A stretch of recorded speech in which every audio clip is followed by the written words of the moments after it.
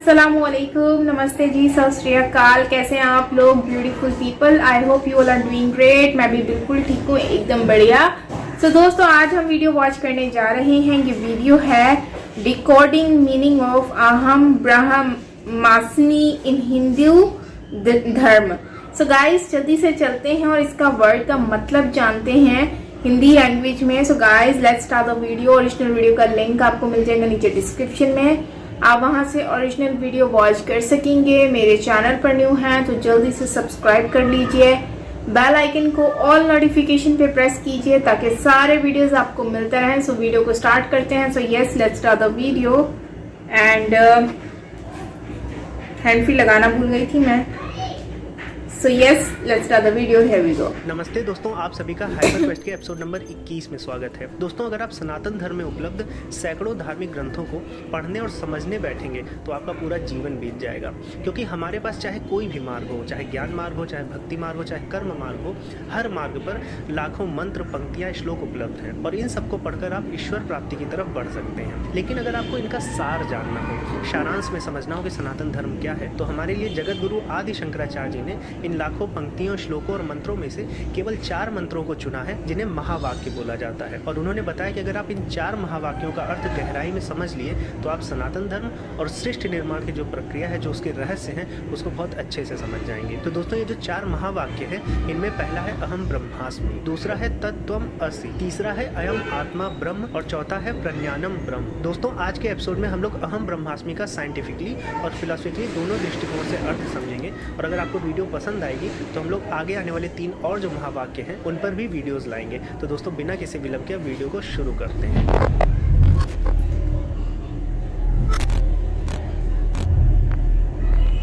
दोस्तों, अहम ब्रह्मास्मि का जो शाब्दिक अर्थ है लगभग हम सभी को पता होगा। अहम का मतलब होता है मैं, ब्रह्म का अर्थ हम लोग अल्टीमेट रियलिटी से निकालते हैं, जो परम सत्य है, अनंत है, इन्फिनिट है, इटर्नल है। और अस्मि का मतलब होता है होने से। तो इसका जो शाब्दिक अर्थ निकल के आता है कि मैं ब्रह्म हूँ। अब देखने में ये तो बहुत साधारण सा वाक्य लगता है, लेकिन इसमें छुपे हुए रहस्यों को अगर समझा जाए तो इस पर पूरी की पूरी एक किताब लिखी जा सकती है। ये मंत्र दोस्तों आता है वृहदारण्यक उपनिषद से, जो कि यजुर्वेद का एक पार्ट है, और अद्वैत फिलॉसफी में, जो एक अद्वैत दर्शन की हम बात करते हैं सनातन धर्म में, उसका ये प्रमुख आधार है।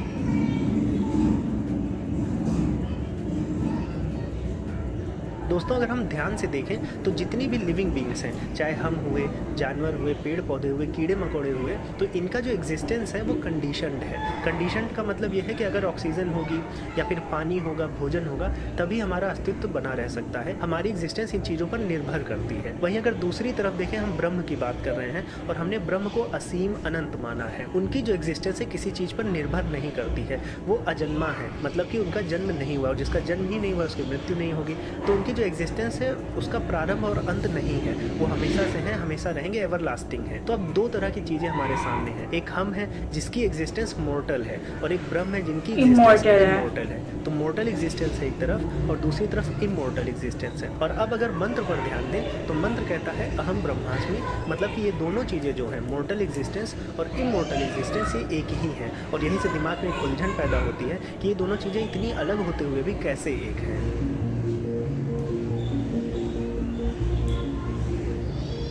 अब दोस्तों, अगर आप एक और चीज़ पर ध्यान दें तो हम सभी को पढ़ाया भी गया है कि हम सबके अंदर भगवान हैं और हमें सबका आदर करना चाहिए। अब इस बात का भाव तो बहुत अच्छा है, बहुत अच्छे भाव से बताई गई है, लेकिन बताने का तरीका गलत है, क्योंकि हम सब में भगवान नहीं है, हम सब भगवान में हैं। और इन दोनों बातों में अंतर है, क्योंकि अगर हमारे अंदर भगवान होते तो हम मरते क्यों और हम गलत काम क्यों करते, और अगर हम मर जा रहे हैं तो फिर भगवान भी मर जाते। लेकिन बात ये नहीं है, बात ऐसी नहीं कि भगवान हम में है, बल्कि हम भगवान में हैं। और इस बात को श्री कृष्ण जी ने श्रीमद् भगवद गीता के 9वें अध्याय के 4थे श्लोक की दूसरी पंक्ति में स्पष्ट किया है।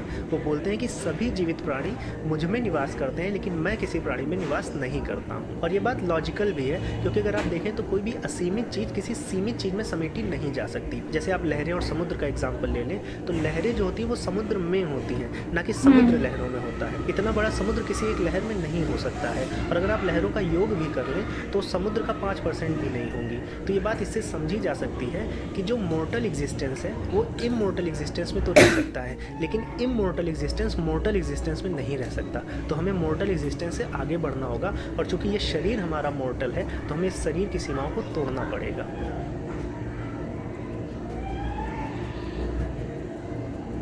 अब अगर आप ध्यान दें तो हमारा जीवन वास्तविकता में एक अनुभवों की श्रृंखला है, द सीरीज ऑफ एक्सपीरियंसेस। क्योंकि हमारा शरीर तो 5-10 साल में बदलता ही जा रहा है, तो हमारा शरीर चेंज हो रहा है, लेकिन हमारा जीवन जो है वो एक कलेक्शन है जो हमारे साथ अच्छे बुरे अनुभव घट रहे हैं, वही हमको डिफाइन करते हैं। तो दोस्तों, ये जो अनुभव की प्रक्रिया है इसमें 2 चीज़ें चाहिए।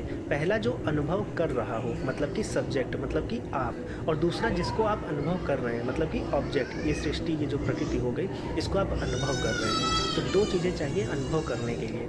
और अगर आप भूल जाएं कि आप शरीर हैं, केवल आप एक्सपीरियंस कर रहे हैं चीज़ों को, तो अब अगर आप देखेंगे अहम ब्रह्मास्मि का अर्थ, तो मैं ब्रह्म हूँ में मैं अब कौन रह गया? अब केवल सब्जेक्ट रह गया। अब वो सब्जेक्ट ब्रह्म से उसकी तुलना की जा रही है, मतलब आपके अंदर का जो सब्जेक्ट है वो ब्रह्म है। और जब आप किसी चीज़ को अनुभव कर रहे हैं, किसी दूसरी चीज़ को, तो आपके द्वारा वो ब्रह्म अपने आप को ही अनुभव कर रहा है, क्योंकि वो दूसरी चीज़ भी उसी ब्रह्म से आई है। तो ब्रह्म आपके द्वारा अपने ही आप को अनुभव कर रहा है, इसी को अहम ब्रह्मास्मि बोला गया है।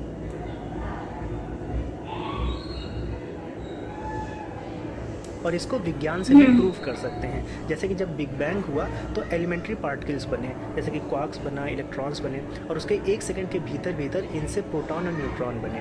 उसके बाद 1 मिनट के भीतर भीतर इनसे न्यूक्लियस बना। जब प्रोटॉन और न्यूट्रॉन साथ में आए तो इनसे न्यूक्लियस बना। और उसके बाद लगभग 4 लाख वर्ष लग गए इलेक्ट्रॉन को उस न्यूक्लियस से ट्रैप होने में, जिससे हमारे एलिमेंट्री एटम्स बने, हाइड्रोजन और हीलियम। और उसके बाद लगभग 20 करोड़ सालों में इन हाइड्रोजन और हीलियम से हमारी यूनिवर्स के सबसे पहले तारे बने, जिनके गर्भ में भारी एलिमेंट्स जैसे कि ऑक्सीजन, कार्बन और आयरन बना। और फिर जब ये तारे फूटे, विस्फोट हुआ इनमें, तो ये जो भारी एलिमेंट्स थे ये चारों ओर फैल गए और इनसे फिर ग्रह उपग्रह आदि बने। और इन्हीं ग्रह उपग्रहों में हमारी पृथ्वी बनी, जहाँ पर जीवन का विकास हुआ। हमारी 1 कोशिकीय सेल से, 1 कोशिकीय जीव से ये कॉम्प्लेक्स बॉडी है इंसान की, ये लाखों करोड़ों वर्षों में बने। और उसके बाद हम ही हैं जो न्यूट्रॉन, प्रोटॉन और क्वार्क्स की स्टडी करते हैं। तो इसका मतलब ये है कि हमारा एग्जिस्टेंस जिससे आया है, हम जिससे बने हैं, उसी को हम अनुभव कर रहे हैं, उसी की हम स्टडी कर रहे हैं। और यही बात वहाँ भी मैंने बताई थी कि ब्रह्म हमारे ही द्वारा अपने आप को अनुभव कर रहा है, इसीलिए हम ही ब्रह्म हैं और इसीलिए बोला जाता है अहम ब्रह्मास्मि। दोस्तों, आई होप कि आपको अहम ब्रह्मास्मि का अर्थ बहुत गहराई से समझ में आया होगा। अगर आपको वीडियो पसंद आई है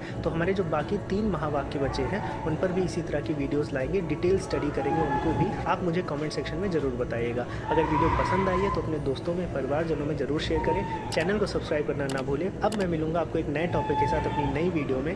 तब तक के लिए जय श्री राम। सो गाइस, यहीं पे वीडियो एंड होता है और आपने देखा कि मीनिंग ऑफ अहम एंड ब्रह्मास्मि इन हिंदू धर्म वेरी जो है वो क्लियर वर्ड्स में इन्होंने एक्सप्लेन किया है। सो मुझे समझ नहीं आती इतनी नॉलेजेबल वीडियोस होती हैं और इनको इतने कम व्यूज क्यों मिलते हैं। लिटरली ऐसी इतनी ज़बरदस्त और यूनिक वीडियोस होती हैं, नॉलेजेबल होती हैं। और स्पेशली एडिटिंग की अगर हम बात करें तो एडिटिंग इन्होंने इतनी कोई ज़बरदस्त तरीके से की है और फुल इंफॉर्मेशन के साथ एक वीडियो रिकॉर्ड की है, जिसमें मैं ये समझती हूँ कि ये बहुत ही ज़बरदस्त वीडियो है। बट आई डोंट नो कि ये ऐसे क्यों कर रहे हैं, मतलब लोग इतना व्यूज़ क्यों नहीं इस पे देते।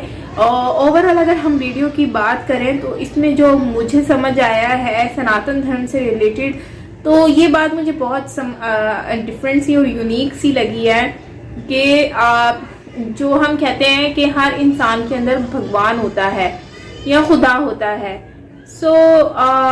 या हम कहते हैं ना, खुदा हमारे इतने करीब है जितनी हमारी शारक इसको कहते हैं ना, ये वाली जो होती है, इसको हम कहते हैं जिससे हम खाना खाते हैं, खाने वाला पाइप इसको शारक कहते हैं। आई डोंट नो इंग्लिश में इसको क्या कहते हैं। एनीवेज इसको जो है ना इसके इतना करीब है जितने शारक हमारे करीब है, ठीक है। तो अगर हम देखें तो कहते हैं कि इतना खुदा करीब है, लेकिन इसमें कहा गया है कि हम खुदा में मौजूद हैं, खुदा हम में नहीं है। क्यों? क्योंकि अगर खुदा हम में होता तो हम शायद मरते ही नहीं, हम गलत काम नहीं करते। लेकिन मैं इसमें जहाँ तक मुझे आइडिया होता है ना, तो इंसान गुनाह इसलिए करता है, ये तो इंसान के ऊपर होता है। हम ये नहीं कह सकते, हम कहते हैं ना बच्चे तो खुदा का रूप होते हैं, ऐसा बोलते हैं ना, या हिंदी में हम अल्फाज बोलते हैं भगवान का रूप होते हैं, ऐसा भी हम बोलते हैं। तो अगर हम ये अल्फाज बोलते हैं तो बच्चे अगर गलतियां नहीं करते, देखो अगर बच्चे गलतियां नहीं करते या गलतियां कर भी लेते हैं, छोटी मोटी गलतियां करते हैं, लेकिन वो इंटेंशनली नहीं करते, लेकिन फिर भी हम बोलते हैं कि वो भगवान का रूप होते हैं, तो इंसान में भी कहीं ना कहीं तो भगवान होता है ना, अल्लाह ताला तो होते हैं ना। तो हर इंसान में कहीं ना कहीं तो होते हैं, लेकिन हम लोग इस चीज को समझते नहीं है कि हम लोग गलतियां करते हैं, गुनाह करते हैं, हम लोग हर वो उल्टी पुल्टी हरकतें करते हैं जो काम हमें नहीं करना है, जो हमारे मजहब धर्म में मना किया जाता है, लेकिन फिर भी लोग कर रहे होते हैं। ठीक, हम बेसिकली दुनिया में तो हमारा एक इम्तिहान ही चल रहा है, ये हमारा एग्जामिनेशन हॉल की तरह ही है कि हम लोग कुछ गलत कर रहे हैं या फिर कुछ भी, तो हम अपने आप को पॉजिटिव रखें, नेगेटिव ना रखें, कोई उल्टी पुल्टी हरकत ना करें, कोई गलत काम ना करें, तो इस तरह की चीजें होती है ना। तो ये तो इसलिए होता है क्योंकि हम लोग अगर गलत काम नहीं करेंगे, अगर हम लोगों में मतलब कि सारे गलत काम छोड़ के हम अच्छे काम करने लग जाए, या ऊपर वाले की तरफ से ही हमारे अंदर एक ऐसी स्टैमिना और एनर्जी बना दी जाए, या फिर पॉजिटिव एनर्जी डाल दी जाए कि हम नेगेटिविटी से दूर हो जाएं, तो फिर हम आई थिंक कि दुनिया में फिर हमें पता कैसे चलेगा कि सही क्या है गलत क्या है। अब बहुत सारे हमें दुनिया में बुरे लोग भी मिलते हैं, बहुत सारे अच्छे लोग भी मिलते हैं। अच्छे लोग हमें बहुत अच्छा मैसेज देते हैं, उनसे हमें बहुत कुछ सीखने को मिलता है, बुरे लोगों से हमें बहुत कुछ सीखने को मिलता है, लेकिन हमें अपनी लाइफ को चेंज करने का मौका भी मिलता है। सो मैं ये समझती हूँ कि हर जिंदगी का एक मोमेंट जो होता है वो खूबसूरत है, और लोगों अच्छे बुरे लोगों से मिलना आपकी लाइफ को चेंज करने में बहुत ज़्यादा हेल्पफुल होता है। सो मैं ये समझती हूँ कि मुझे लगता है कि अल्लाह ताला सब में होते हैं, भगवान सब में होते हैं, लेकिन जो है वो अगर हम गलत काम करते हैं इसका मतलब ये नहीं है कि वो ऊपर वाला ही गलत काम करा रहा है। ये हमारे अंदर एक शैतान भी मौजूद है, हम कहते हैं ना शैतान का घर, शैतान भी हमारे अंदर मौजूद है, जो शैतान हम कुछ भी काम अच्छा करते हैं उसमें हमें रोकने की कोशिश करता है, या कोई भी काम करने से वो हमें टालता है। तो वही चीज मुझे इस वीडियो में भी आज देखने को मिली। गाइस, क्या कहेंगे आप लोग इसके ऊपर, क्या वाकई में भगवान होते हैं इंसान के अंदर कि नहीं? कमेंट में जरूर बताइएगा।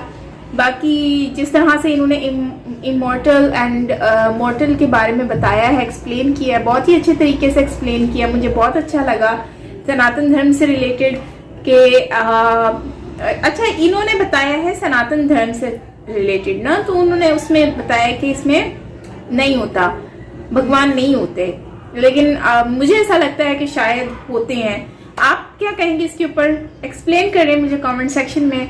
बाकी मुझे अच्छा लगता है जब आप लोग मुझसे नॉलेज शेयर करते हैं। बाकी लॉज ऑफ लव फ्रेंड्स, अपना बहुत सारा ख्याल रखें और सजेशंस देते रहें नीचे कमेंट सेक्शन में। इसके अलावा इंस्टाग्राम आईडी मौजूद है, वहां पर भी। So till then take care, loads of love and bye bye.